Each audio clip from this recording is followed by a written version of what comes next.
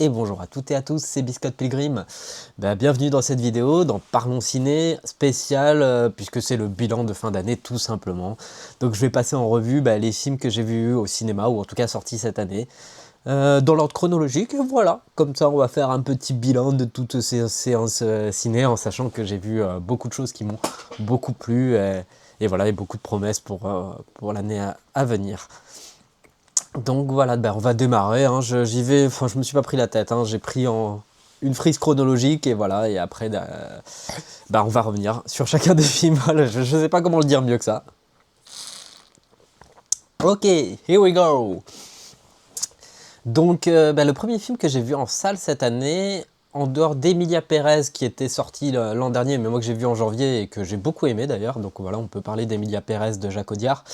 Je sais que pendant tout le début d'année, c'est un film qui m'a beaucoup obsédé, ouais, où je l'ai revu plusieurs fois d'affilée, vraiment, parce que en vrai, j'aime bien les films musicaux. Voilà, je suis pas fan des comédies musicales à part entière, dans le sens où j'ai toujours trouvé ça un peu bizarre et ça me sort un peu de la narration, voilà, le principe de comédie musicale, mais pour le coup j'ai trouvé que ça marchait vachement bien et que c'était rare d'avoir une comédie musicale qui paraisse aussi moderne, où ça fait pas ringard et tout, et qui a en même temps un scénario de tragédie, un scénario, voilà, de l'image que je me fais un peu d'un impéra moderne et tout. Donc comme Emilia Pérez, vraiment je trouve que c'est un film hyper recommandable, quoi, loin des polémiques et tout qu'il y a eu autour du film, en tout cas. Je trouve que c'est un film couillu et une vraie proposition je me dis, voilà, il y a pas deux films comme Emilia Pérez, et moi j'aime bien ces films-là où tu peux pas les classer. C'est vraiment des objets un peu étranges ou quoi que ce soit. Donc sur le plan cinématographique, en tout cas, c'est un film que j'aime beaucoup, que j'ai pas revu depuis, mais que j'aime beaucoup, donc à revoir. Mais en tout cas, voilà, je le conseille. Emilia Pérez, c'est une expérience et c'est un film un peu cool. Mais voilà, le vrai premier film de 2025 que j'ai vu en salle, c'est Un parfait inconnu de James Mangold. Alors, James Mangold, c'est un cinéaste que j'aime bien sans être un fou, et d'ailleurs, j'ai pas vu tous ses films, mais il a un état d'esprit et une démarche qui me plaisent bien. Donc, James Mangold, c'est le réalisateur de Identity, 3h10 pour Yuma, Logan, c'est probablement son plus gros succès et son film le plus connu. Le Mans 66. Et voilà, c'est un cinéaste un peu. Et le dernier Indiana Jones aussi, bon, ça c'est un peu moins recommandable, mais en tout cas, c'est un mec qui a une vision de cinéma un peu old school et un peu artisanale. Qui renvoie, tu vois, à quelque chose de je vais vous proposer des trucs bien faits qui racontent quelque chose, quoi. Il avait fait Walk the Line aussi avec Joaquin Phoenix, là, sur le film sur Johnny Cash, et Un parfait inconnu, c'est un peu dans cet héritage là, donc c'est un peu, je pense que donc c'est un cinéaste profondément américain et qui raconte à travers ses biopics un peu une certaine histoire de l'Amérique, où voilà, où il veut dépeindre un peu une époque, il veut dépeindre un état d'esprit, il veut dépeindre voilà, capturer quelque chose. Et globalement, du coup, quand je l'ai vu, j'ai beaucoup aimé le film. En plus, ça rejoint Emilia Pérez, c'est que j'aime bien les films musicaux, encore une fois. Et ça m'a donné vraiment l'impression d'aller à un concert de Bob Dylan. Et on retrouve vraiment cette atmosphère. Et pourtant, je suis pas un fou des biopics quand ils sont cyniques, en fait.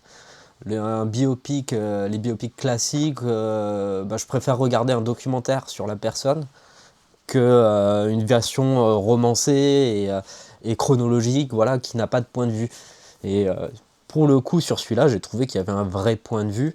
Je suis pas un fou du film, je suis pas là à crier au chef-d'œuvre, mais c'est un film bien fait. Voilà, où on a besoin de ce genre de truc où tu te dis, voilà, c'est très honnêtement fait et c'est très agréable, quoi.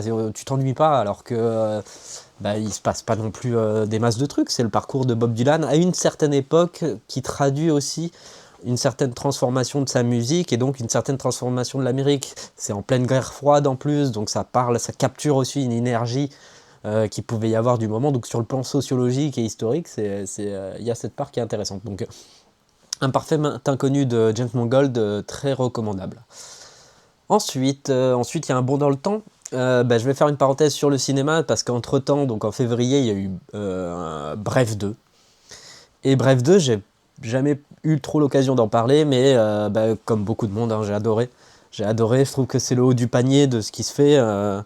Pareil, une proposition unique, ça rentre dans aucune case finalement. Euh, et c'est une merveille d'ingéniosité à la fois de mise en scène et de scénar, de construction, voilà, sur 6 épisodes. Je sais pas, c'est un idéal pour moi dans la manière, dans l'état d'esprit, dans le truc, même si enfin, c'est très égotique, hein, forcément, ça répond à ça. Euh, mais ça m'a, comme beaucoup de monde, poussé à me questionner et à progresser en tant que personne. J'ai encore beaucoup de progrès à faire, mais en tout cas, voilà, ça te renvoie à des trucs très, très intimes. Et, euh, et en même temps, c'est drôle, c'est vraiment drôle. Et en même temps, c'est vraiment très touchant. Et c'est unique, quoi. C'est unique, quoi. Donc, vraiment, de Kian et Navo, je suis un gros fan, en tout cas, de leur état d'esprit et de leur vision de l'écriture. Et en termes d'écriture, quoi, Bref 2, c'est vraiment une référence absolue. Justement, quand on veut écrire avec des fusils de Tchekhov, justement, qui se mettent en place, et avec un rythme qui paraît dingue, parce que c'est passé quand même d'un format d'1 minute 30, hein, où ils étaient quelque part précurseurs des TikTok, finalement, quand ils faisaient la première saison de Bref, en 2011. Là, bah, le passage aux 40 minutes à peu près, euh, il se fait de manière évidente. De manière évidente. Et comme si, voilà, comme si finalement Bref était le prototype de ce qu'allait devenir Bref 2, avec tout ce que ça implique de maturation et ça implique de développement, tout ça. Donc vraiment euh, une vraie claque. Voilà, Bref 2, génial, de Kian Kojandi et Bruno Muschio-Navo. Voilà. Ensuite, bah, du coup, je suis revenu au cinéma, mais un peu plus tard, et je suis allé voir Mickey 17 de Bong Joon-ho. Mickey 17, bah, j'attendais parce que j'adore Bong Joon-ho, en tout cas dans les films que j'ai vu The Host et Parasite essentiellement. Et j'en attendais parce que moi, c'est pareil, c'est des films de studio à gros budget, mais d'auteur. Voilà, et puis c'est un genre que j'aime bien, la science-fiction, la fable de science-fiction, et je trouvais qu'il y avait quelque chose à faire. En sortant de salle, j'ai été plutôt content, et franchement, en préparant un peu ce bilan, j'aurais aimé adorer que c'était un des points forts de l'année, mais force est de constater qu'il ne m'en reste pas grand-chose, quoi. C'est peut-être dû au ton peut-être trop absurde ou trop comique du film. Je sais pas, c'est pas un film qui m'a marqué autant qu'il l'aurait dû, j'ai l'impression, qu'il passe peut-être à côté de certaines choses. En tout cas de son sujet, parce qu'il y a trop de distance peut-être avec le personnage donc de Mickey. Je sais pas. En tout cas, c'est pas un film qui m'a autant marqué que je ne le pensais. Je l'ai trouvé tiède, quoi. Là, c'est un peu comme un plat où tu sens qu'il y a plein de choses qui ont été tentées et qui veulent te raconter un truc, qui veulent te proposer un truc original. Et je défendrai toujours des films comme ça qui te proposent un truc habité, on va dire. Mais justement, je l'ai trouvé un peu fade. Voilà, donc désolé. Désolé pour ça, mais ça fait pas partie en tout cas de mes sommets de l'année. En revanche, voilà, le suivant, c'est une excellente surprise pour moi. C'est le premier film d'Enya Barou. On ira. On ira. Donc c'est l'histoire d'une femme qui est grand-mère en l'occurrence et qui a décidé de mettre fin à sa vie en Suisse parce que se sachant très malade, voilà, elle décide de programmer finalement sa fin de vie. Et ça arrivait en plus au moment où il y avait ce débat à l'Assemblée nationale sur la fin de vie. Et moi, c'est un sujet, je suis un peu je suis dans le domaine de la santé, donc c'est un sujet qui me passionne. Et bon, elle n'a pas traité justement sous un angle politique, mais surtout sur l'angle de la reconstruction, déconstruction, reconstruction familiale et de la capacité de communiquer voilà, autour de cette famille. Ça reste une comédie à échelle humaine, c'est pas un pamphlet pour la fin de vie ou pour ou contre, etc. Et ben, j'ai trouvé que c'était un film très doux, très justement en partant d'un sujet qui pourrait être grave, elle le fait avec une légèreté, mais sans être trop dans l'absurdité justement, en prenant son sujet au sérieux, quoi. Ce qui fait que le film est plutôt tout, à la fois amusant, donc on n'en ressort pas plombé du tout, et à la fois très ému, parce que voilà, ça parle de sujets assez forts. Donc c'est un film très doux, et très agréable. Donc je recommande à mort ce film-là qui... le choix de mots est étrange, mais c'est ça, c'est un film que je recommande beaucoup. On ira, voilà. C'est une comédie, on va dire, qui peut se voir voilà, avec un public très large, qui est à la fois rigolote, mais touchante. Voilà. Bon. Donc on ira, très bonne surprise. Ensuite, ben, je suis retourné du coup voir mes copains de chez Marvel. Donc Marvel, bon, c'est des gros débats, faudrait peut-être revenir dessus et tout, mais au final, on s'en fout un peu. Le problème de Marvel, on l'a déjà dit et redit, c'est la surproduction et l'industrialisation d'une forme de modèle de production qui fait que les films sont de moins en moins intéressants et de toute manière, le public le dit. Donc, il n'y a aucune polémique, aucun ajout par rapport à ça. Donc bah, je vais traiter les deux films. J'ai vu donc Captain America Brave New World. C'est une merde sans nom. C'est quasiment irregardable parce que c'est chiant à mourir et que c'est désolant qu'ils aient mis autant de pognon dans un film qui ne te raconte rien, qui ne t'apporte rien et qui... Faut quand même penser à cette idée. C'est quand même le quatrième Captain America théoriquement, même si c'est plus un spin-off du coup qu'une suite. Et d'avoir un film où une telle dégringolade de qualité aussi voyante quand tu compares, c'est assez fou. C'est assez fou parce que ça se voit que c'est un film malade, qui a été réécrit, remonté, tout ça. Le film ne ressemble plus à rien. Donc encore une fois, quand ils utilisent cette méthode, c'est des films qui coûtent très cher à la production, mais qui ne se ressentent même pas. C'est un film qui fait cheap. C'est vraiment un afton, quoi, ce Captain America. Et ça rend triste parce que bon, je suis toujours friand de comic book movie, même un comic book movie un peu moyen, entre guillemets, ça peut passer si ça respecte le quota. Là, c'est la médiocrité qui est quand même aberrante et hallucinante, surtout à ce niveau-là de production. C'est juste un film qui met en valeur le mal qui habite dans la production Marvel, dans les limites de la méthode de production Marvel, de la surproduction de chez Marvel. Donc Captain America, Brave New World, c'est à fuir, malgré la présence d'Harrison Ford, et ça fait vraiment de la peine de le voir cabotiner là-dedans. J'espère qu'il a pris son gros chèque, et voilà, basta. En revanche, du coup, j'ai vu le suivant, qui est Thunderbolt, ou The New Avengers, et celui-là, je l'ai revu récemment, et en fait, je l'avais déjà dit à l'époque, mais je l'aime bien. Je le trouve justement très correctement fait. Après, c'est ce que je disais, hein.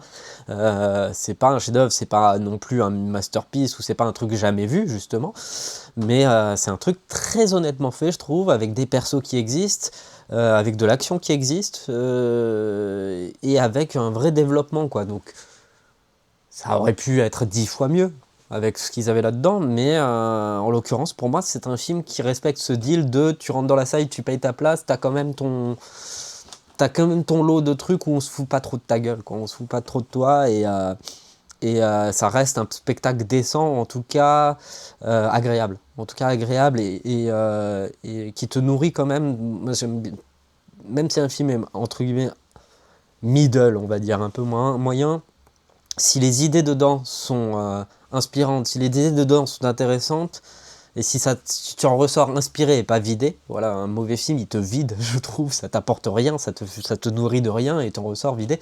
Là, en l'occurrence, non, t'en ressors pas vidé, t'as plein de bonnes idées, t'as plein de trucs un peu touchants, t'as plein de moments où tu dis, ah ouais, c'est cool, t'as des moments aussi d'héroïsme, justement, ce qu'on attend un peu d'un film de super-héros, des vrais moments d'héroïsme qui fonctionnent, avec des personnages qui fonctionnent et tout, et donc rien que pour ça, ouais, Thunderbolt, pour moi, ça reste un des Marvel les plus recommandables, toute phase confondue, hein. Toute phase confondue, ça fait la nique largement à Iron Man 2 ou au premier Thor, enfin à tous les Thor d'ailleurs. Donc voilà, donc Thunderbolt, c'est vraiment un film pour moi de qualité, en tout cas qui tient ses promesses sur certaines choses. Voilà. Quand on n'attend pas non plus Citizen Kane, ça fait le café, on va dire. Donc c'est plutôt très agréable, et en tout cas c'est un film que j'ai pris beaucoup de plaisir à voir et à revoir.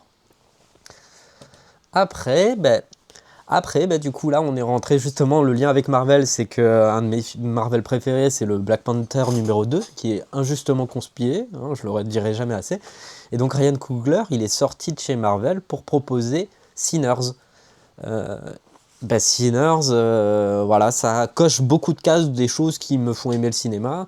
C'est un projet original qui n'est pas une adaptation, qui est bon, blindé de défauts ou blindé de trucs complètement perfectibles, notamment en termes de rythme ou de trucs comme ça, mais c'est un film extrêmement efficace et extrêmement sincère et extrêmement fun dans sa démarche, et donc c'est vraiment un pur film de genre, donc de vampire, euh, extrêmement cool et extrêmement fun à regarder et extrêmement agréable, et ça a été un très gros succès, et je trouve ça bien, voilà, que des films comme ça existent, osent ces ruptures de ton, osent, voilà, basculer entre les genres. Ça commence comme un film un peu historique qui retranscrit euh, sous un angle historique, sociologique, un peu la condition des Afro-Américains à cette époque, en plus à l'époque de l'esclavage, à l'époque, voilà, où donc ça parle de choses et des racines un peu des États-Unis, des racines de la musique soul. La musique de Ludwig Göransson, elle est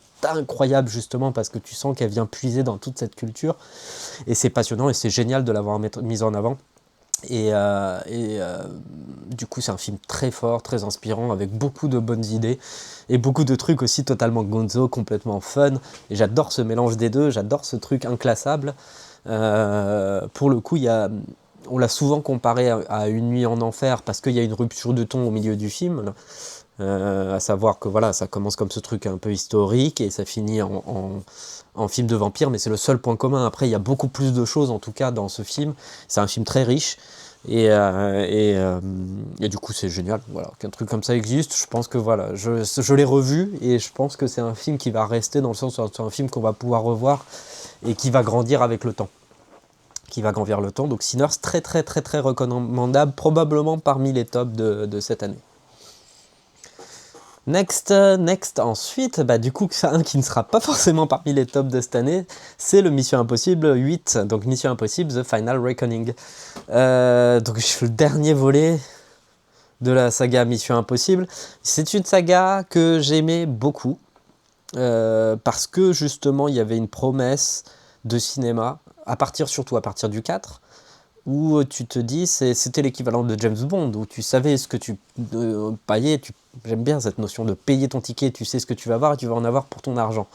Et il y avait cette espèce de respect, cette espèce de pacte, voilà, qu'on va te faire un truc un peu différent à chaque fois. Sauf qu'à partir du Fallout, on va dire, voilà, les 3 derniers, ça commence à se répéter, et je pense que c'est probablement parce que là, ils étaient arrivés au bout de la formule et que ils ont peut-être pas eu les couilles de faire un penchant, par exemple Tom Cruise vieillissant, de le faire passer le relais ou de le faire ce genre de choses. Là, on a un ego trip de Tom Cruise qui, encore une fois, porte quand même les choses sur ses épaules, hein. Tom Cruise producteur, en tout cas, c'est brillant, hein, ce qu'il propose, même en tant qu'acteur, en tant que performeur, et on va dire entertainer, c'est-à-dire cette volonté d'offrir des choses au public. Je trouve ça cool. Mais celui-là, bah, c'est juste que le scénario vaut plus rien, hein. Déjà, c'était déjà le cas dans le précédent, même s'il offrait son lot de spectacles. Et dans celui-là, c'est arrivé à ses limites, où il n'y a plus de frontières finalement entre la fiction et la réalité. C'est-à-dire que le personnage d'Ethan Hunt, c'est clairement Tom Cruise. L'enjeu, il est simplifié à sa plus simple expression de il faut sauver le monde et il n'y a que Ethan Hunt qui va pouvoir le faire, et basta. Bon, ok. Après, il y a son lot de séquences impressionnantes. La séquence sous-marine, elle est hyper impressionnante. La séquence de l'avion, elle est vraiment impressionnante aussi. Donc, il y a des choses, il y a du spectacle, on va dire. Mais est-ce que ça suffit maintenant en 2025? Je ne suis pas sûr. Je pense que, justement, c'est une saga qui a fait son temps, dont on remercie. Merci, c'était très cool. Il y a eu vraiment de très bons trucs.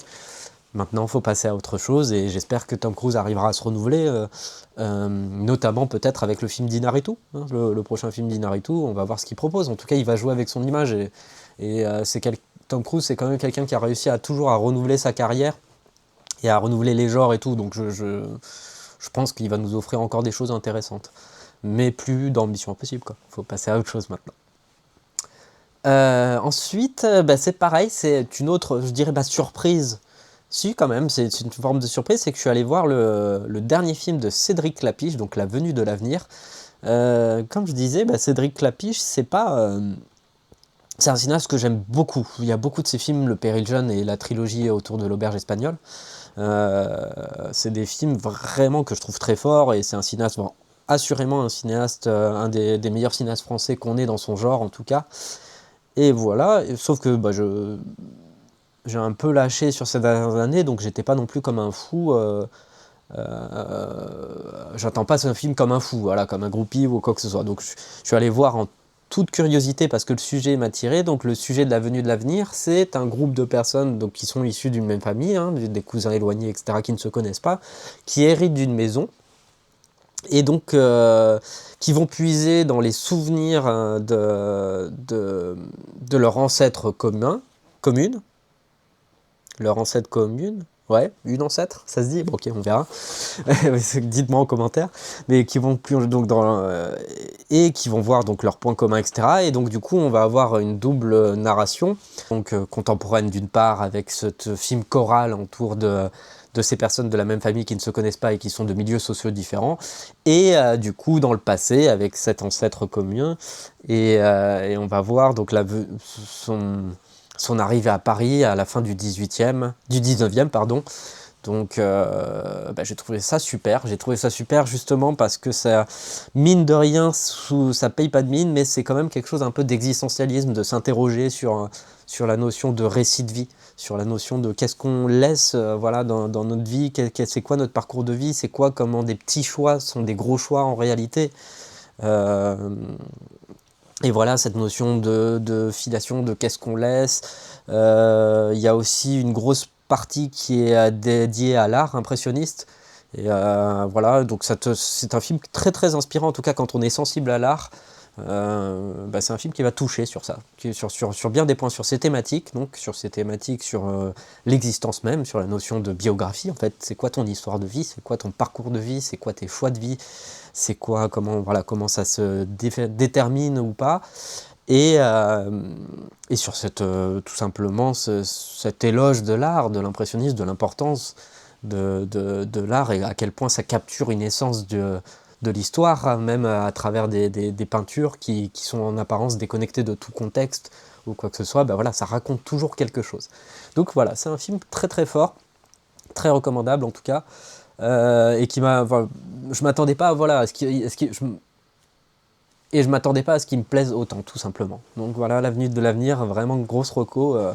Pareil, faut aimer ça, mais c'est un film que j'aime beaucoup.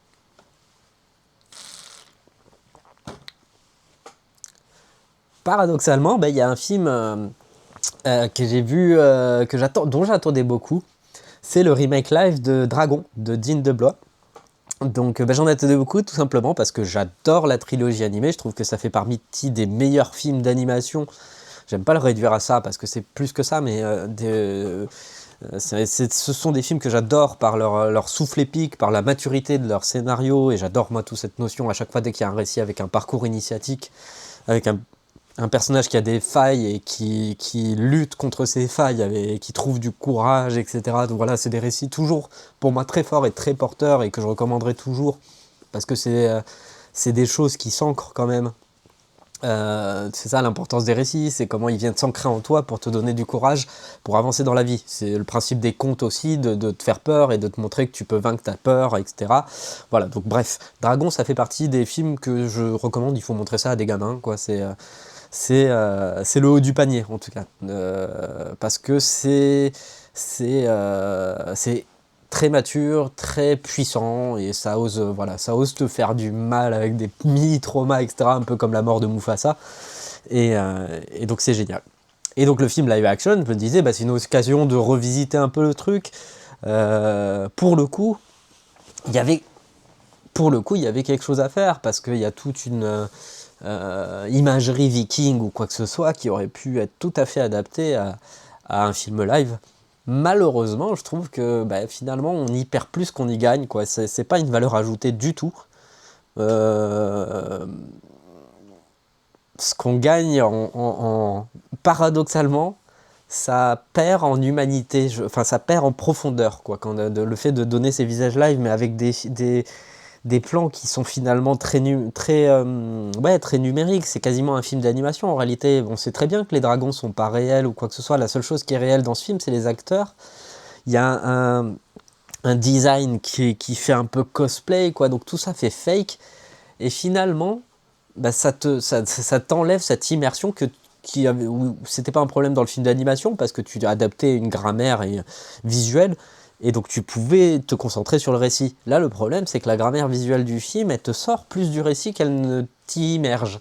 Et c'est un peu un problème. Donc, bon, même si les séquences qui étaient fortes dans le film animé ben, restent un peu fortes dans ce film-là, au final, je trouve qu'on y perd. Même si, bon, je regarderai un peu les bandes annonces et j'irai probablement voir le deuxième pour des raisons de nostalgie, plus que pour l'objet en lui-même. Mais c'était en tout cas une petite déception, ouais, ce dragon. J'en attendais vraiment beaucoup plus. Alors peut-être que soit j'en attendais trop, soit effectivement le film est pas si intéressant que ça. Autant regarder l'original qui est remarquable encore une fois. Donc si ça permet de le faire redécouvrir, c'est déjà ça. Mais c'est vrai que ça donne cette impression de manger un burger que tu avais déjà mangé il y a une dizaine d'années en moins bien. Bon, tant pis.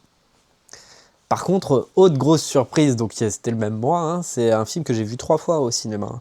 C'est le 28 ans plus tard de Danny Boyle. Alors pour le coup, bah, c'est un film très couillu parce que justement, c'est une licence que j'aime bien. Moi. Alors je me souviens plus trop du 28 jours plus tard, pour être tout à fait honnête. Par contre, j'adore le 28 semaines plus tard, qui n'est pas de Danny Boyle et qui n'a même pas été écrit par Alex Garland.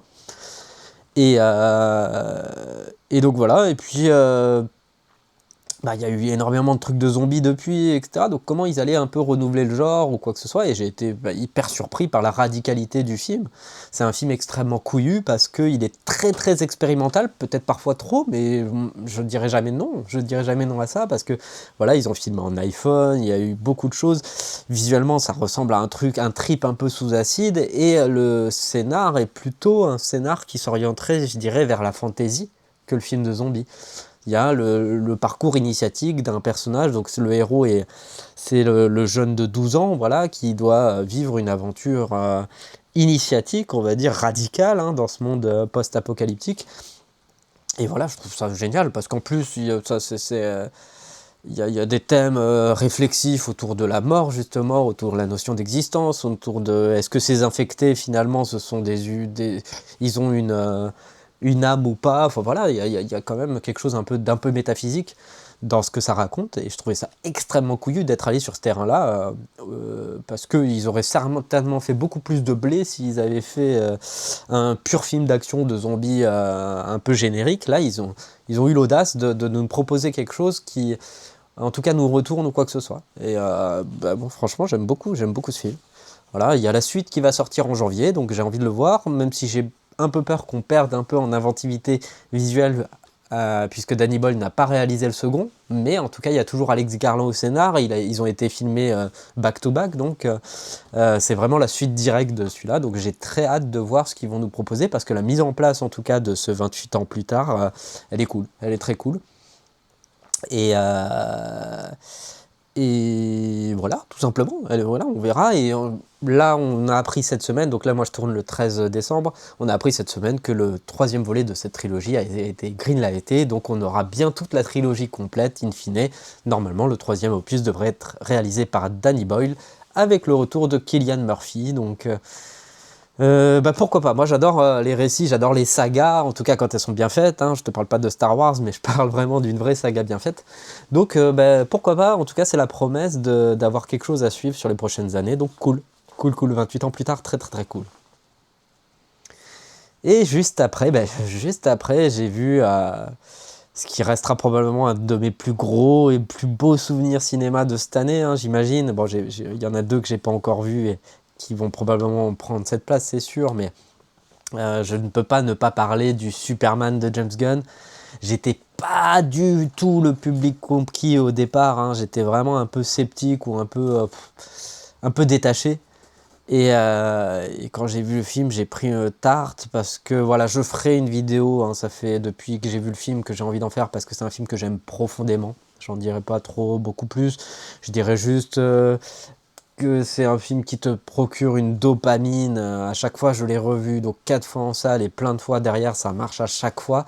Et je pense que c'est parce que c'est un film qui parle à l'enfant intérieur, quoi. C'est vraiment il y a tout ce que j'aime dedans. Voilà, c'est un film de super-héros, c'est pas parfait, mais je dirais jamais que c'est parfait, mais par contre, il parle à ce point tellement à l'enfant intérieur, et il te donne tellement de courage, il te donne tellement ce que tu peux attendre d'un comic book movie en termes d'inspiration ou quoi que ce soit et tout. Moi, je fais partie de la team complètement conquis, quoi. Et c'est pour ça que j'ai envie de faire une vidéo dessus, parce que j'ai plus l'impression qu'il y a une forme de scepticisme ou de cynisme autour du film que je peux entendre, mais bah, du coup, je vais faire entendre ma voix, parce que je suis vraiment la voix des gros partisans de ce Superman. Et ça ne redescend pas, quoi. Ça redescend pas. J'ai toujours les mêmes frissons quand je le revois, donc bah, c'est qu'il y a quelque chose, tant mieux, ça veut dire que c'est ça aussi le cinéma, hein. Après, c'est une expérience subjective, et c'est un film qui me procure toujours autant de frissons et de plaisir, de trucs comme ça et tout. C'est un film que j'adore. Donc, je reviendrai dessus, mais clairement, une des expériences ciné les plus fortes de cette année, hein, pour l'instant en tout cas. Ensuite, certainement une de mes expériences de ciné les moins fortes de cette année, c'est Jurassic World Renaissance de Gareth Edwards. Je vais pas en parler longtemps, en plus j'en avais parlé dans ma vidéo de juillet. Jurassic World Renaissance, c'est pas bien, hein, c'est tout ce qu'on n'aime pas dans le Hollywood d'aujourd'hui. C'est une photocopie extrêmement fade et extrêmement moins bien de ce qui a été fait déjà 6 fois avant, hein. Il y a eu 3 Jurassic Park, 3 Jurassic World, donc là c'est le 4e Jurassic World. Ça ne raconte plus rien, ça ne ressemble plus à rien, c'est écrit mais au niveau zéro, des personnages qui n'existent pas, des péripéties très très faibles, et c'est même pas si spectaculaire que ça, donc ça n'assure même pas le minimum syndical. C'est à chier, c'est une honte, ça a cartonné, c'est pas bien, pour de mauvaises raisons, parce que c'est juste un McDo, c'est une marque, on a dit ah, on va voir Jurassic Park, point. Voilà, mais c'est nul tout simplement. C'est une honte, c'est une honte, c'est tout simplement ce qui va pas à Hollywood. On regarde Jurassic World Renaissance, c'est ça. Voilà, tout simplement.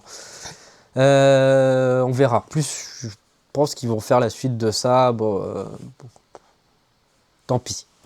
Allons ailleurs. Allons dans la porte d'à côté, et il y a sûrement des choses beaucoup plus intéressantes à côté. Voilà. Pour finir la trilogie des blockbusters de l'été, j'ai pas vu F1. C'est un film que j'aimerais bien voir, parce que justement il se positionnait un peu en alternative et plus proche de Top Gun ou de trucs comme ça, d'un truc un peu plus old school. Donc je vais essayer de le regarder, parce que mais c'est dommage de ne pas l'avoir vu en salle. Je pense que c'est quand même plutôt une expérience salle, mais bon, voilà. C'était le 4e blockbuster qui manquait, tant pis. Moi comme un couillon, je suis allé voir Les 4 Fantastiques. Les 4 Fantastiques, parce que pourquoi pas, hein. Je suis pas non plus un réfractaire de Marvel à ce point-là. Il y a beaucoup de Marvel qui m'ont vraiment fait kiffer.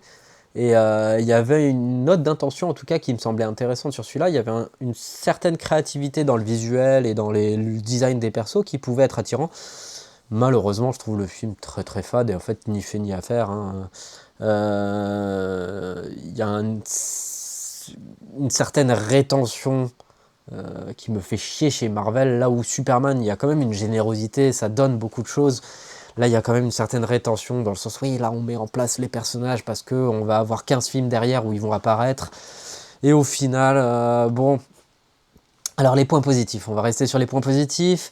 Il y a un accent qui est mis sur les relations entre les personnages. Il y a une emphase émotionnelle qui existe quand même, et un enjeu qui est placé autour de ça. Le reste, c'est chiant. C'est chiant, c'est mou, c'est ennuyeux. C'est un peu indigne, en fait, hein, tu vois, d'un spectacle que tu peux attendre, surtout en 2025 avec les moyens qu'on a.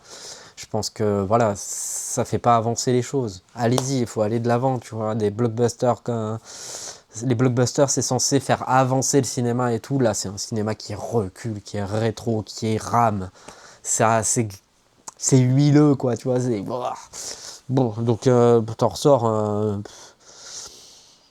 Si t'en ressors juste avec le c'est sympa, et je vais me contredire un peu, je préférais largement Thunderbolt au 4 Fantastiques. Je le trouvais beaucoup plus généreux en termes d'action, en termes de perso et en termes de...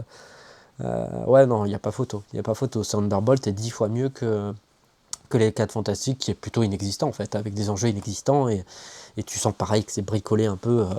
voilà, et que ça prépare en plus...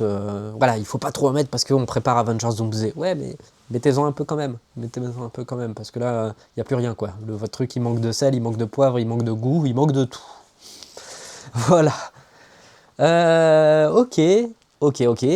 Ensuite, eh ben, du coup, je me suis laissé tenter par... qu'est-ce que j'ai vu? Ouais, par le Code Stealing de Darren Aronofsky. Donc pareil, Darren Aronofsky, pourquoi je dis pareil? Il n'y a aucune raison. Darren Aronofsky, c'est pas un cinéaste que j'affectionne évidemment énormément. Requiem for a Dream, qui est un film extrêmement important. J'aime beaucoup son premier film, Pi. Mais après, derrière, il m'a un peu largué, en fait, hein, parce que j'aime tous ses projets sur le papier. Et après, derrière, je trouve les films un peu lourds, en fait. Que ce soit The Fountain ou Black Swan, par exemple. C'est des films que je trouve un peu lourds. Donc là, il est revenu à quelque chose de plus ciné indé et plus effacé, on va dire. Et ben, j'ai trouvé le film assez cool et assez divertissement. C'est c'est une espèce de chasse à l'homme, hein, tout simplement, avec un point de départ un peu absurde. Et je l'ai trouvé très bien écrit, avec un développement très clair, avec un Austin Butler qui assure le rôle. Il y a Matt Reeves aussi en personnage secondaire qui est très cool. Ça fait toujours plaisir. Moi, j'adore Doctor Who de cette période-là, hein, la période Steven Moffat. Donc, ça fait toujours plaisir de revoir Matt Smith. Donc, voilà, film très agréable avec une atmosphère et très efficace quoi, dans son truc. Je crois que j'ai l'impression que c'est tourné en 16 mm. Voilà, il y a un côté âpre dans son visuel. Voilà, très efficace. Je dis pas que c'est génial, mais ça fait partie des trucs où tu te dis, ouais, ça c'est cool quand même. Euh, En tout cas, ça assure ta séance, on va dire. T'es en haleine, c'est efficace. Tu vois, il n'y a pas de fioriture. Tu vois où ça va, tu tac, c'est un tout droit. T'as des rebondissements, t'es choqué par certains trucs. Et puis surtout, tu es avec le personnage principal. Tu suis le truc et donc du coup, c'est trépidant. Voilà, c'est cool. Donc t'en ressors, ouais, ok, j'ai vécu une expérience cool. Donc très bien, Code Stealing de Darren Aronofsky, enfin, vraiment recommandable, c'est un film que je peux revoir, tu vois, si ça zappe, tu vois, je me dis, ouais, je peux le regarder tout à fait, en me disant que je vais passer un bon moment. Donc très bien. Entre-temps, ben, il y a eu... entre-temps, c'est à ce moment-là qu'il y a eu la ressortie de Princesse Mononoke en IMAX et j'ai envie de glisser un petit mot dessus parce que c'était une de mes plus belles expériences de cinéma. Bon, même si c'est pas un film de cette année, mais c'est quand même une de mes plus belles expériences cinéma de l'année parce que c'était génial de pouvoir revoir un Miyazaki sur grand écran en IMAX, restaurer tout ça. Princesse Mononoke, c'est un film d'une importance capitale.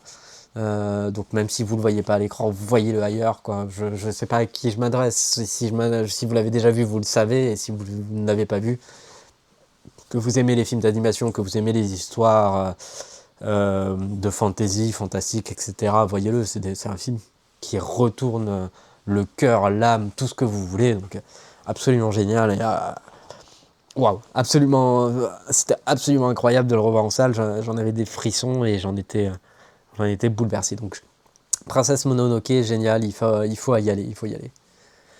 Bah non, il faut y aller, n'importe quoi, il est plus en salle. Non, mais il faut regarder Princesse Mononoke, c'est là. Ok, ok. Un autre film que j'ai revu dans ce laps de temps, c'est la ressortie pour les 50 ans des Dents de la Mer. Je l'ai vu pareil en salle, en IMAX aussi d'ailleurs. Enfin, c'est pas le format IMAX, mais sur le grand écran IMAX. C'était génial de revoir les Dents de la Mer en salle. Moi j'adore ça, de pouvoir en fait... C'est pour ça, je suis pas trop frustré par le cinéma d'aujourd'hui. C'est que je peux avoir le même plaisir à découvrir un film de cette année ou un film qui est sorti il y a 50 ans. Enfin, quand c'est les Dents de la Mer, c'est un peu plus simple. Mais le voir en salle, c'est le même plaisir que de voir un film récent. Et c'était incroyable, quoi. Le film, il n'a pas pris une ride, il est toujours spectaculaire, il est toujours prenant, c'est un pur film de genre. Et le découvrir en salle, le redécouvrir comme ça, c'était incroyable. Tu comprends pourquoi c'était génial. Et en plus, ce qui est marrant, c'est de le mettre en perspective avec Jurassic World Renaissance, justement. J'ai eu beaucoup plus d'intensité à regarder Les Dents de la Mer de Spielberg que à voir Jurassic World Renaissance. Il y avait beaucoup plus d'intensité dans un film qui a 50 ans. Donc c'est la preuve que la force d'un film, c'est avant tout son récit, sa manière de tenir son récit et sa manière d'avoir une mise en scène qui te captive, quoi.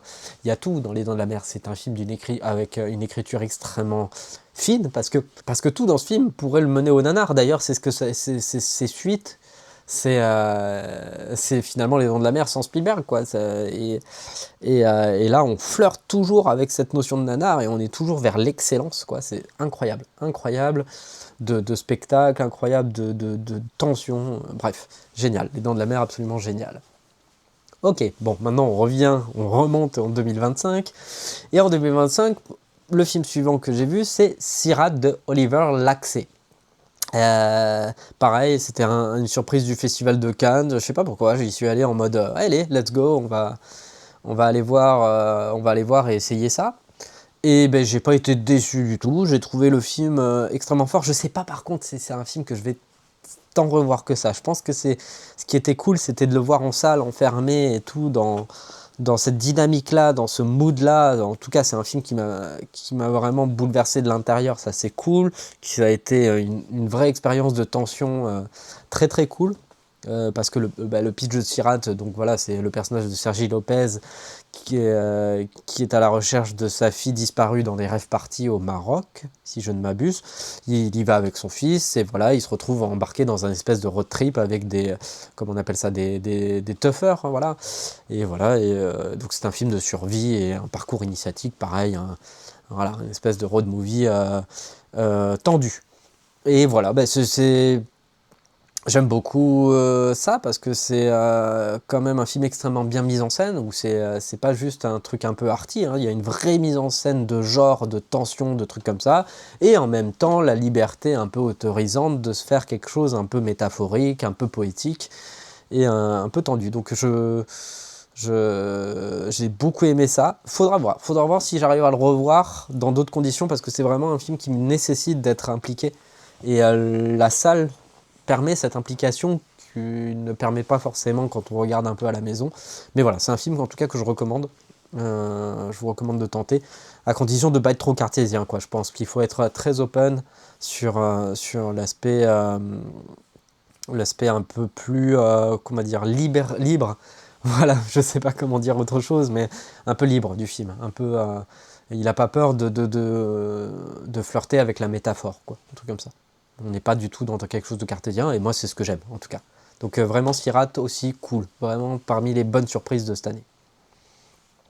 Ensuite j'ai vu le Évanoui de Zach Krieger, donc je trouve qu'avec Sinners ils ont un peu ce point commun d'être ce retour au film d'horreur à moyen budget on va dire avec des stars de grande affiche et qui sont des films plus ou moins concept quoi. Peut-être que Sinners peut-être que pardon. Peut-être qu'Evanoui est plus concept que Sinners, je ne sais pas. En tout cas, ce qui rend le film fort, je pense que c'est son point de vue de narration, quoi. Au final, je préfère largement Sinners, qui je trouve a beaucoup plus de cœur. Lui, c'est plus un film intelligemment fait, quoi. Evanoui, c'est un film intelligemment fait, très efficace dans sa narration justement découpée, qui est pas conventionnelle. C'est-à-dire qu'on suit le point de vue de 4 personnages différents et on suit l'histoire à travers ces 4 points de vue qui se relaient. Et ça, c'est intéressant, même si c'est un peu de l'esbrouf, mais voilà, c'est intéressant.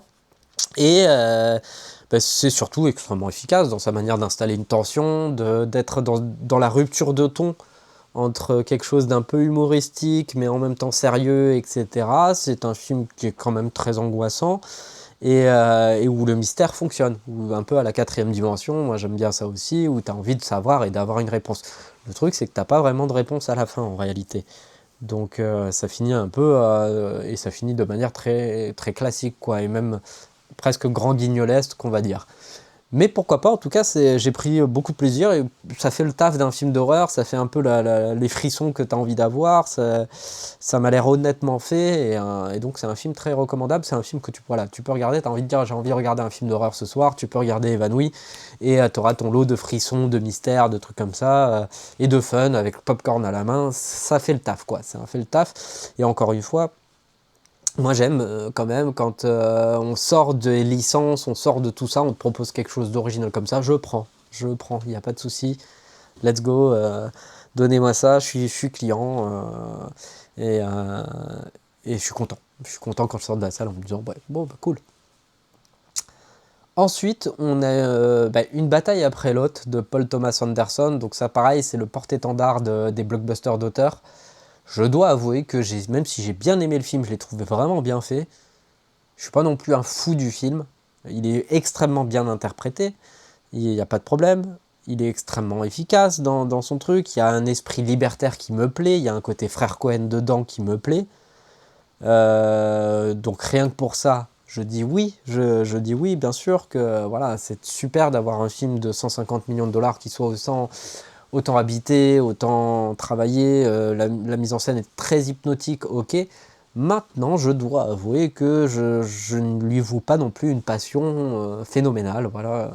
Euh, je me dis pas, putain, j'ai grave envie de se revoir, ouais, non, c'est efficace et il y a cette notion de cinéma à l'ancienne qui est quand même très cool.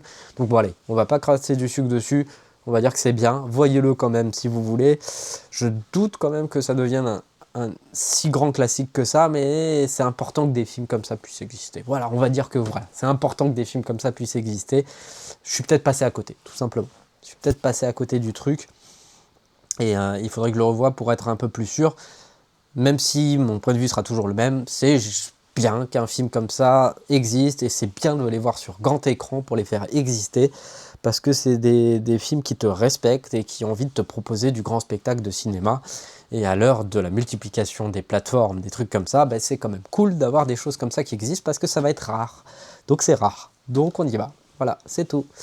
Next. Next, le polémique Kaamelott, deuxième volet, partie 1 d'Alexandre Astier. Eh ben je vous emmerde. Qu'est-ce que vous voulez que je vous dise? Je vous emmerde, le film il est cool. Je comprends les critiques qu'il y a autour, tout le monde l'a trouvé ennuyeux ou quoi que ce soit, mais c'est un film extrêmement bien fait, extrêmement habité, et en fait qui correspond au développement d'une saga. Et je trouve simplement trouvé ça magnifique visuellement, et moi un film beau visuellement déjà ça m'émeut. J'adore les récits, les sagas, les trucs comme ça, les trucs qui viennent te choper, cette fibre d'aventure. C'est le voyage du héros, on va dire, de Joseph Campbell, pour citer un exemple. Et ce film-là correspond un peu à un passage d'un récit héroïque, c'est-à-dire l'appel à l'aventure. Donc voilà, étiré sur 2h20, certes, mais putain, cet appel, moi j'ai envie d'y répondre et j'ai envie de voir la suite. Je suis impatient de voir la suite, je serai le premier dans la salle pour voir la suite. Et je trouve que le public a été extrêmement dur avec le film, qui est peut-être, en tout cas audacieux, tente des trucs, ne te sert pas la même soupe, mais au contraire essaye de cuisiner son truc pour te proposer quelque chose. Qui le fait avec soin, avec minutie. Putain, allez, vraiment, c'est hallucinant. Il ose en plus passer la frontière de la fantaisie avec des monstres, avec des trucs comme ça. Non, je suis désolé. Moi, je ne peux pas refuser cet appel. Je ne peux pas, en tant que fan de fantasy, en tant que fan de récits héroïques, de fantasy, de tout ça, refuser ça, c'est pas possible, c'est pas possible. Et en plus, il n'y a pas de tromperie, il n'y a pas de tricherie de la part d'Alexandre Astier, il te dit que c'est le deuxième volet, la partie 1, donc il faut attendre la partie 2 pour avoir la continuité de ce développement, mais merde, moi je suis content, pour moi j'y vois une promesse, quoi. C'est une promesse de te dire, allez, je vais te raconter, tiens, viens là petit, je te raconte une histoire, ça prend du temps, c'est exigeant, mais viens, ça vaut le coup. Ça vaut le coup. Ce que ça raconte, ça vaut le coup. Si tu sais lire entre les lignes, putain, ça vaut le coup. Parce que c'est un truc qui t'encourage à reprendre les armes de l'héroïsme de ta propre histoire intérieure, quoi. C'est ça le principe d'un récit héroïque, c'est d'aller venir te chercher là-dedans, d'aller chercher ton enfant et de dire, allez, tu prends l'épée ou pas? Ou alors tu préfères rester dans ton truc et ne rien faire. Voilà, pour moi, c'est ça que ça représente, Kaamelott, deuxième volet. Et j'ai très hâte de voir la suite, de voir où ça va mener et de me faire conter l'histoire, de m'asseoir comme ça et de me dire, voilà, oui, je signe, je resigne, je repaye. Donne-moi ton histoire et je veux voir comment ça se termine. Je ne suis pas pressé de voir comment ça se termine. Je suis pressé d'y retourner et qu'on me raconte les choses avec autant d'envie, en tout cas, et autant de promesses. Donc voilà, c'est un film, je dirais que si on doit lui donner un adjectif, un nom, enfin l'associer à un nom, je dirais que ce Kaamelott deuxième volet est une promesse. Donc normalement, la partie 2, ce sera la réponse à cette promesse. Et la partie 3, enfin le volet 3, sera la conclusion. Voilà, on verra. Mais en tout cas, c'est dans cet instant-là, à cet instant T, c'est un film qui m'a fait beaucoup de bien. Voilà. Oh, j'ai oublié un autre film, c'est Demon Slayer. Voilà, le Demon Slayer, je ne sais pas pourquoi je l'ai oublié, je suis désolé. Donc je ne l'ai pas oublié puisque j'en parle maintenant. Mais je l'ai vu avant. Ok, Demon Slayer, donc la forteresse de l'infini, c'est le début de l'arc de conclusion de la série Demon Slayer. J'ai fait une vidéo avec mon pote Thibaut, donc, où j'expliquais très clairement que je ne connais rien à Demon Slayer, que je suis un néophyte en manga, et que donc du coup c'était presque une introduction pour moi. Enfin, c'était complètement une introduction, en tout cas dans l'univers et même au truc du manga. Donc, je vais pas redire ce que j'ai dit dans la vidéo. Voilà, je pense que vaut mieux regarder le retour de séance qu'on a fait, où je me suis largement exprimé sur la question. Mais c'est un film que j'ai beaucoup aimé, en tout cas qui a lancé quelque chose. C'est que depuis, j'ai eu envie de m'intéresser au manga. Et voilà, pour vous dire, hop, tuc, il est là, et d'autres, voilà, et ça a été une porte d'entrée vers d'autres trucs, donc probablement que dans ma prochaine consommation, on va dire, de culture, le manga va commencer à prendre une part. J'ai commencé notamment un truc qui correspond un peu à ma vibe, c'est My Hero Academia, et ça correspond, moi qui adore les super-héros, etc., c'est très un peu occidental.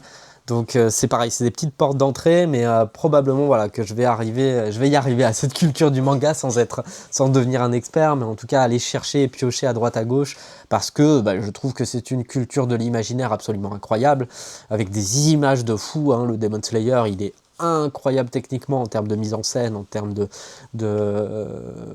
je sais pas, de cette narration qui suspend le temps, qui arrive à te créer de l'équipe, de l'épique, et qui arrive à te créer de l'empathie, même pour les antagonistes et tout. Voilà, je trouve ça remarquable, donc pas de souci. J'en ai pas tous les taux dans l'aboutissement, mais voilà, c'était une porte d'entrée pour moi, donc il y aura une suite à ça. En tout cas, je me rappellerai éternellement que Demon Slayer, ça a été ma porte d'entrée vers d'autres choses, et peut-être que d'ici quelques temps, je vous parlerai d'un manga qui m'a vachement marqué, en me disant « Ouais, merci Demon Slayer de m'avoir ouvert cette brèche. » Voilà. D'ailleurs, donc, on parle de Japon. Le film suivant que j'ai vu après Kaamelott, donc, c'est le Yoroi de David Tomaszewski. Donc, le film écrit et avec Orelsan. Écoutez, je peux pas tricher. Je peux pas tricher. Moi, Orelsan, je suis un fan depuis longtemps. Voilà, il est là. Orelsan, moi, je suis un fan depuis très longtemps. J'aime sa verbe, j'aime sa capacité, j'aime son délire créatif. Voilà, j'aime sa capacité à se renouveler, à mêler l'autofiction et vraiment des textes forts, des trucs comme ça. Je sais pas, je ne saurais pas l'expliquer. J'ai pas forcément envie de l'expliquer, mais voilà, c'est un artiste que j'aime beaucoup. Donc son Yoroi, déjà, j'ai essayé de me dire, attends, est-ce que ça peut... si je dois lui faire un défaut, je vais te dire les défauts avant les qualités, mais c'est que c'est un film très auto-centré, donc il faut vraiment, je pense, être quand même assez connaisseur et plutôt fan du bonhomme, en tout cas de son lore, quoi, de son lore, parce que ça fait vraiment des références à son univers qu'il a mis en place depuis le début de sa carrière. Donc moi, évidemment, je suis client. Mais effectivement, peut-être que ça aurait pu être un film avec le même concept, avec le même truc, un peu plus ouvert et un peu plus large. Ceci étant dit, moi j'adore ce projet, j'adore la manière dont il se connecte avec son album, hein. Encore une fois, il y a une vraie, un truc un peu inédit où les deux œuvres se répondent et se répondent vachement bien, quoi. Ça marche bien dans son ensemble, c'est une œuvre qui a beaucoup de sens. Encore une fois, très auto-centrée, certes, mais moi ça me parle, hein, ça me parle tout simplement, ce délire de faire un film fantastique. Ça commence un peu avec une narration un peu, si on doit donner une référence sur le premier acte du film, en tout cas ce serait du Gremlins, ce serait tout le cinéma des années 80, quoi, du cinéma fantastique. C'est un pur film fantastique au départ, voilà, dans sa manière de mettre en place ses enjeux. Après t'as quand même des démons partout, des yokai, donc avec une imagerie visuelle qui est quand même très couillue. T'as des scènes vraiment marrantes, t'as vraiment un développement, t'as une intelligence d'écriture avec des mises en place de failles qui doivent être résolues dans le dernier acte, t'as beaucoup de choses.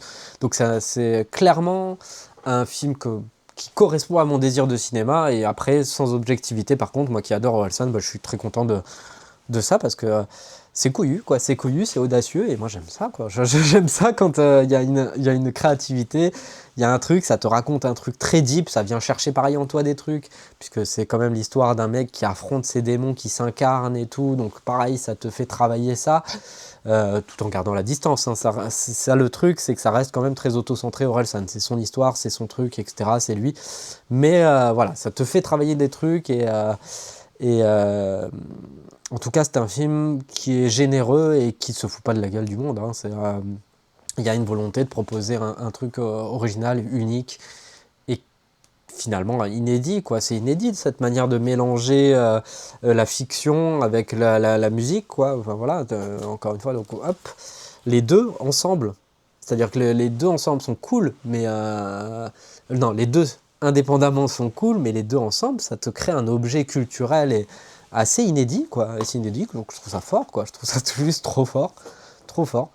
Donc voilà, donc Yoroi, oui, c'est un grand oui. C'est un grand oui, et c'est un film que je vais sûrement revoir et tout. En écoutant, enfin, j'ai vraiment cette double expérience d'écouter l'album, de voir le film, puis de. Ouais, c'est vraiment cool. Voilà, donc oui, très cool. Le seul bémol, voilà, c'est ce que ça aurait pu, je pense, qu'il y avait moyen de faire ce film en étant. Et en même temps, est-ce que c'est pas l'authenticité du film d'être autant auto-centré, peut-être?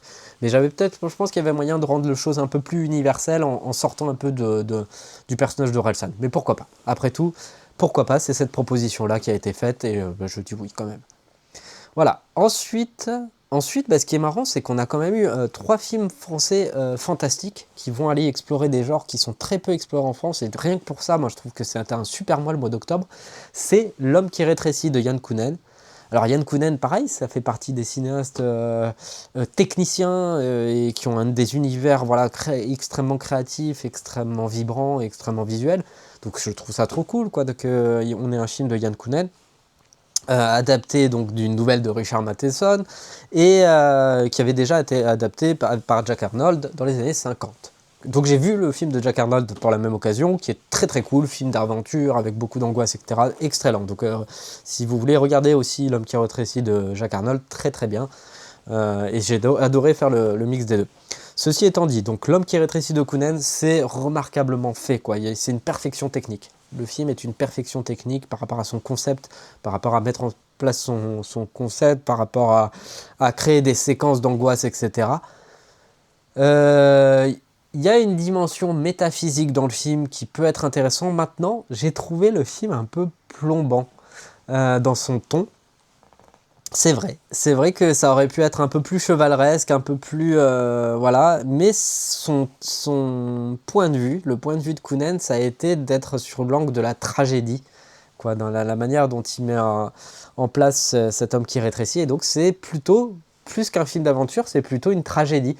Donc il faut l'avaler quoi, il faut l'avaler ce truc-là, et voilà. Mais après.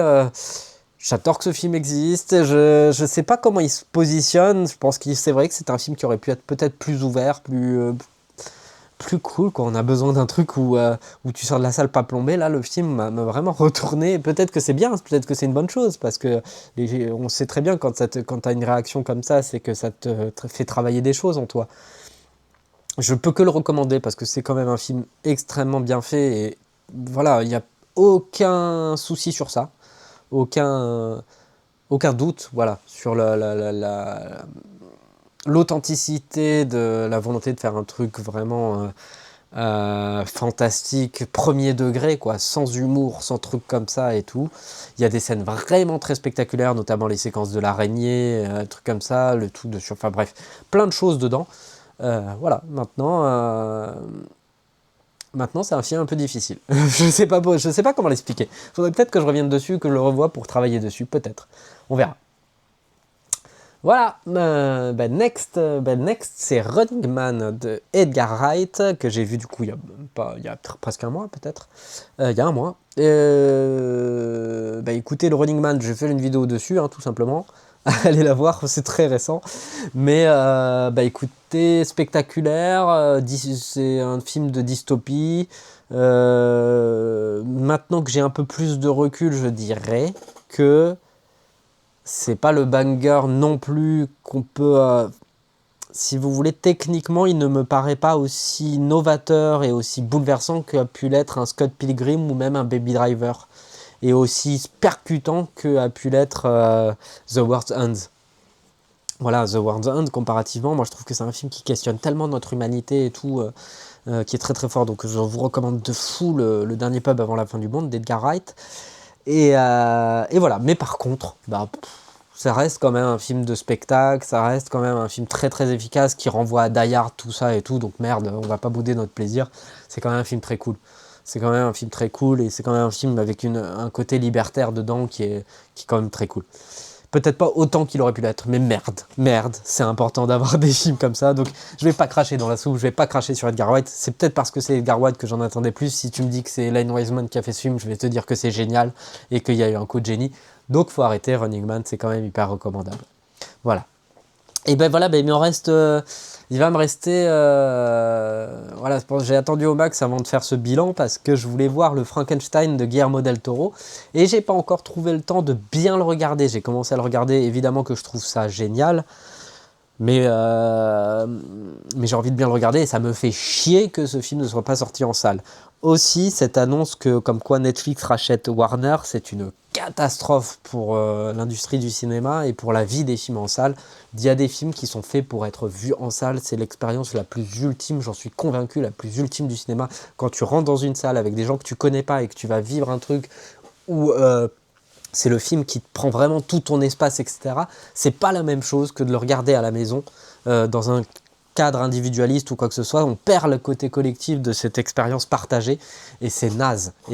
Donc si Netflix finit par racheter Warner, comme c'est a priori le cas, c'est une catastrophe parce que c'est un crève-cœur pour moi qu'un film comme Frankenstein qui est vraiment pensé, on connaît Del Toro, hein, pour la salle, quoi, comme un film de cinéma. Ça me fait chier qu'on le réduise au même niveau que de simples téléfilms ou que des séries télé, quoi. Et donc c'est pour ça que j'ai pas encore vu le film, c'est parce que j'ai pas encore trouvé le bon dispositif pour bien le regarder et pour me concentrer sur le truc. Et je veux pas être en train de, je veux pas partir pisser quand je vais voir le film. Je veux vraiment reproduire l'idée de l'expérience salle. Donc peut-être que je vais tout simplement acheter un appartement et déménager et... Non, je rigole, c'est un peu trop extrême, juste pour regarder Frankenstein.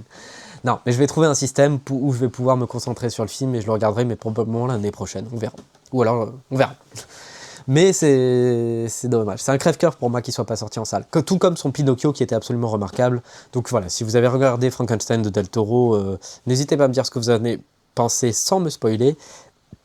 Et regardez le Pinocchio, c'est génial aussi. Et maintenant, il va me rester à terminer l'année en apothéose, puisque j'attends comme un petit foufou le dernier Avatar de James Cameron. Voilà, ce sera ma dernière séance ciné de l'année, et j'ai très hâte, tout simplement. Voilà, j'espère que, ben voilà, n'hésitez pas à me partager les trucs que j'ai loupés, que j'ai pas vus, que je dois rattraper, etc. C'était avec grand plaisir, je suis extrêmement curieux de voir les trucs que j'ai loupés, de découvrir des nouveaux trucs ou d'avoir d'autres visions sur des choses que j'ai vues. Voilà, bah c'est la fin de cette année. Et d'ailleurs, merci infiniment, hein, parce que cette année, on a passé non seulement la barre des 100 abonnés en avril, et maintenant on est déjà à 234 abonnés à l'heure où je fais cette vidéo, donc on est le 13 décembre. Merci beaucoup, c'est vraiment un encouragement à essayer de continuer ça, et c'est un truc qui m'anime ou qui me prend beaucoup de temps, et justement j'essaie d'organiser ma vie pour arriver à faire tout ça, donc merci infiniment. Il y a beaucoup de gens qui sont venus pour Dr Biscotte et j'ai très envie je suis en train d'en préparer tout simplement, je prépare le prochain et donc ce sera probablement la prochaine vidéo en janvier ou en février. Voilà, mais merci du fond du cœur, n'hésitez pas à me dire voilà, les choses que vous aimez, les choses à commenter ou à me partager, c'est toujours, je vous lirai avec grand plaisir. Voilà, s'il ne me reste plus qu'à vous souhaiter des excellentes fêtes de fin d'année si vous fêtez cette année, sinon à prendre bien soin de vous et de vos proches, voilà, ça c'est toute l'année, c'est tout, partout, tout le temps, et prenez soin même des autres, de ceux que vous ne connaissez pas, parce qu'on ne sait jamais ce qui se passe derrière dans leur vie. Donc voilà, ce sera mes derniers mots pour cette année. Merci, à bientôt, et abonnez-vous, likez, ciao.